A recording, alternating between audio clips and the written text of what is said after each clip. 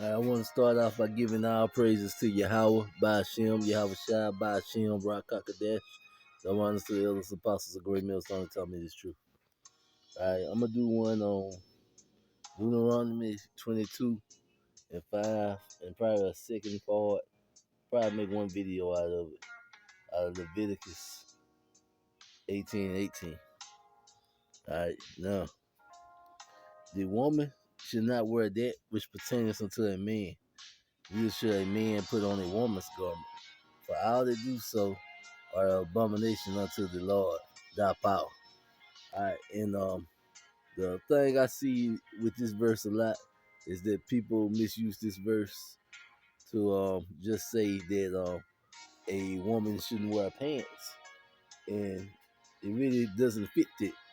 There are other verses in the Bible to why a woman shouldn't wear pants, but this verse really don't fit it. Alright, and I'm gonna explain why. And now, the same way that, I have seen, some brothers misuse this verse for a woman should have pants.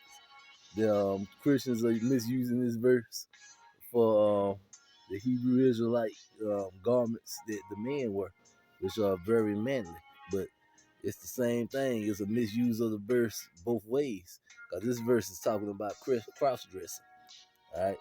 Now, the reason why I say you can't just use it for pants, and this is what you should be using this verse for. Like if you see a man wearing skinny jeans, alright, this definitely applies to a man wearing skinny jeans. Because skinny jeans is a woman's garment for sure.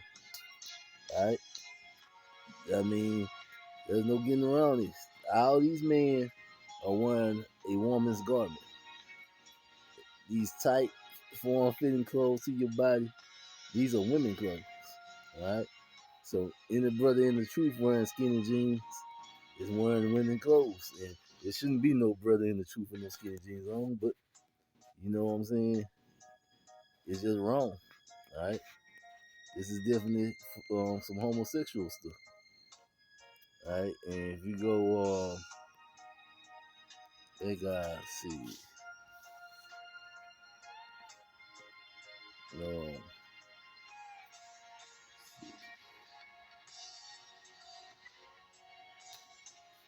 Go ahead, tab with the like, see the women in what is said to be skinny jeans. Alright, and as you can see, these pants are definitely made for a woman and not for a man. This is definitely a woman's garment. Now, women still shouldn't wear this, but it's not because they're cross-dressing. It's for another reason. I'm gonna get the verses on it. Alright, now let's look at a Hebrew Israelite garment. Alright, these are, you see his brother and his woman. His garment is very manly. Hers is feminine.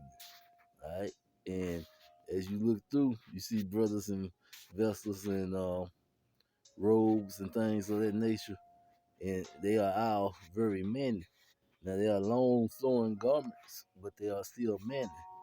Alright, so you can't just group one thing and say that this is a female garment, this is a male garment when it's not. We can look at stuff and tell when it's meant for females and when it's meant for males.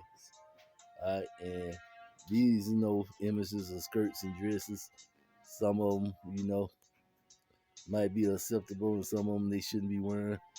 Well, skirts, they definitely shouldn't be wearing, but, these are women clothes, right? And most of these are, the men are wearing male clothes, even though they are long. Flowing robes, dresses, these are for men, all right? The same way, these skinny jeans is a woman's garment. Yeah, and any man that got some skinny jeans, he's wearing abomination unto the Lord. Alright? This verse. The woman should not wear that which pertains unto a man, neither should a man put on a woman's garment. For all that do so are abomination unto the Lord thy power. And we know that when a woman is wearing the type of pants she should not wear, she is known as butch, a stud. I'm not just using them words because I think them the words that's okay to say, so the video won't get to you now. Because the first words that come to my mind, I can't say, but them kind of women, then you can bring this verse up, because this verse is all about cross dressing, and we need to stop trying to say that feminine pants is cross dressing when it's not. Now, I said, put up this Bible. There are verses that point out why a woman shouldn't be wearing pants, and as you can see, like I was telling someone, I have seen women wearing so pants so tight that each butt cheek is separated in the pants, just super tight, and that is the problem with the women wearing pants. They are wearing something that is too whirly and stands out too much, right? And that is the angle you should come at women for why they should not wear pants. All right, now, in like manner also that women adorn themselves in modest apparel, with shamefacedness and sobriety, not with braided hair or gold or pearls or costly array. So it's a modest apparel, all right? And that is why a lot of these, when women wear pants, it is usually not modest, it is form fitting to the body, all right? And wherever a woman wear, her body is supposed to be covered, all right? But which the common women professing godliness and with good works. Let the woman learn in silence and with all subjection. All right, so as you know, it goes on into that. But I suffer not a woman to teach us their authority over a man. All right? So it goes on into that. But a woman is supposed to be in modest apparel. All right, and that's what I was wanting to take out of it. And if you go over to First Peter 3, I think it's 2.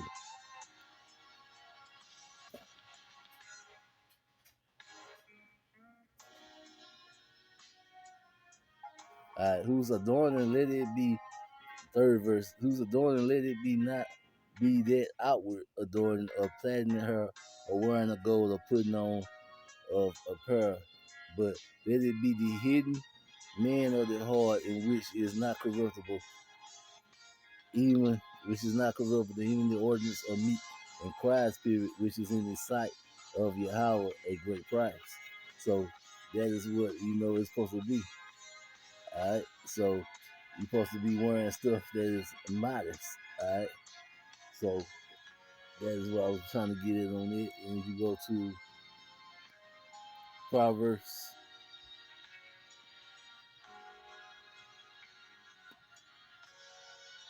11 and 22, as a jewel of gold in a swine's is not, so is a fair woman which is without discreet. So a woman is supposed to be discreet. So that is the reason why women shouldn't wear pants, because it is not discreet. All right. Now let's get what's this? Leviticus 18 and 18. All right. All right. I'm gonna go over, and what made me think about this verse is that I noticed that this verse is worded very different. Different. You know what? I have to get this in the blue letter. Hold it.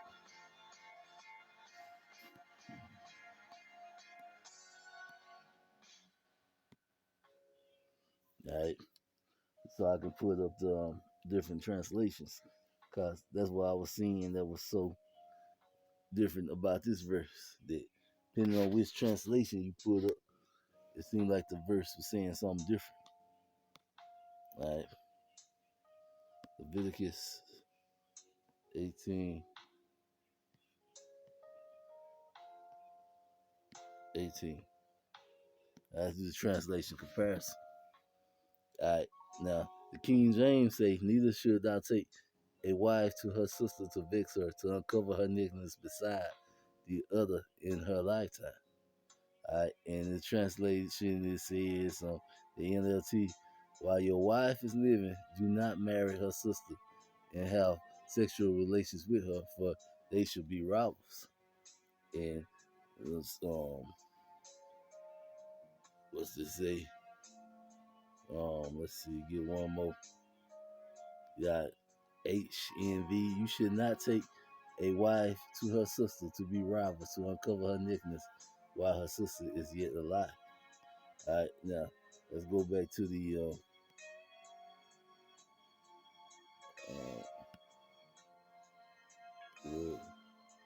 let's go back to the King James version.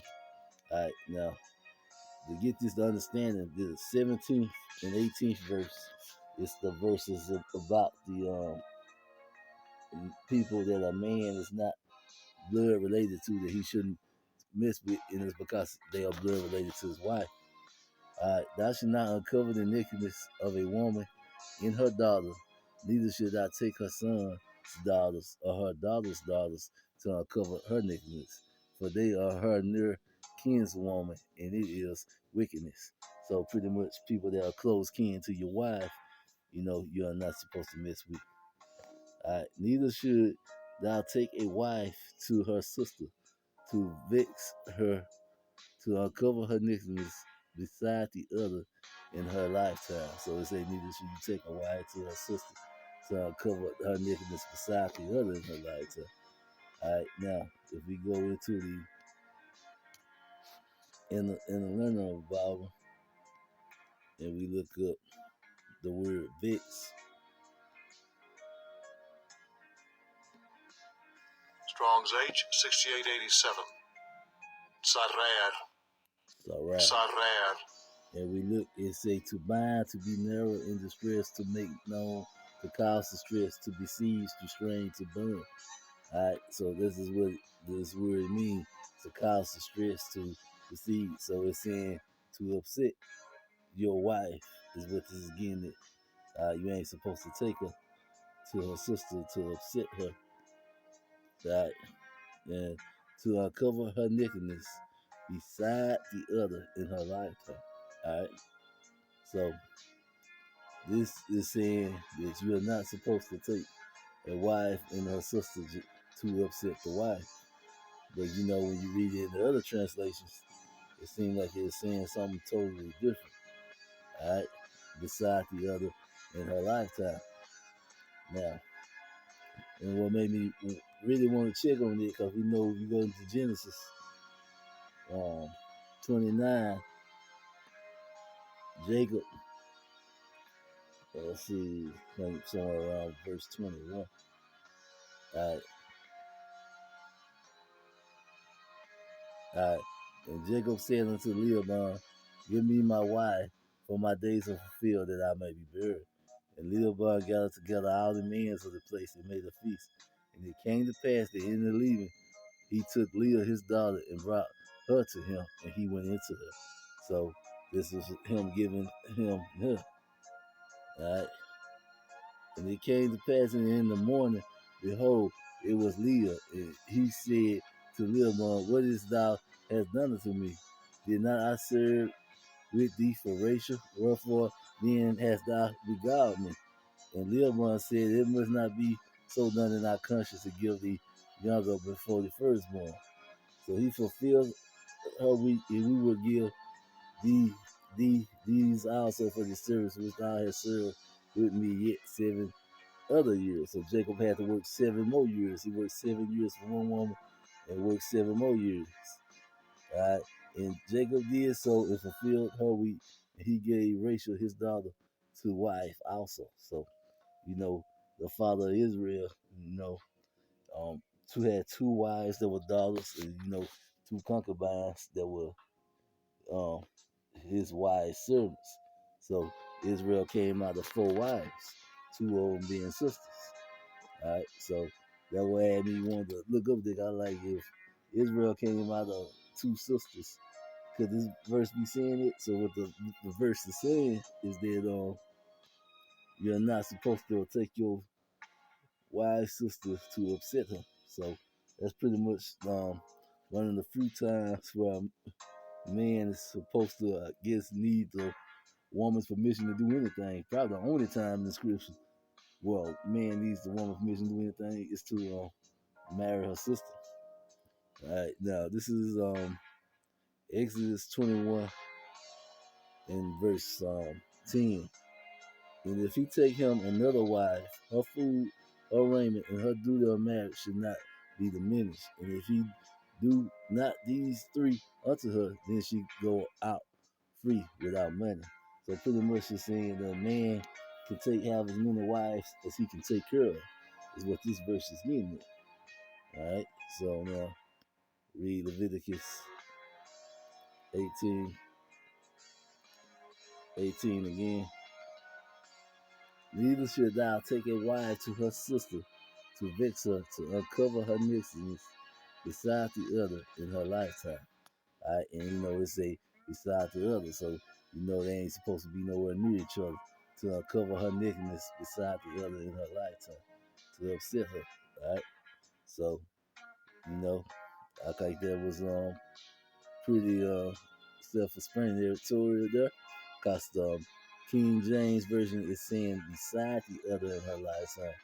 So, to uncover her nakedness means to have sex with, and then it says beside the other in her lifetime. And then when you read the translations, like I said, it's worded so different that the whole meaning of the verse seems to be changed. All right, and I think that's all I want to get into on this one. So with that, I'm gonna say Shalom.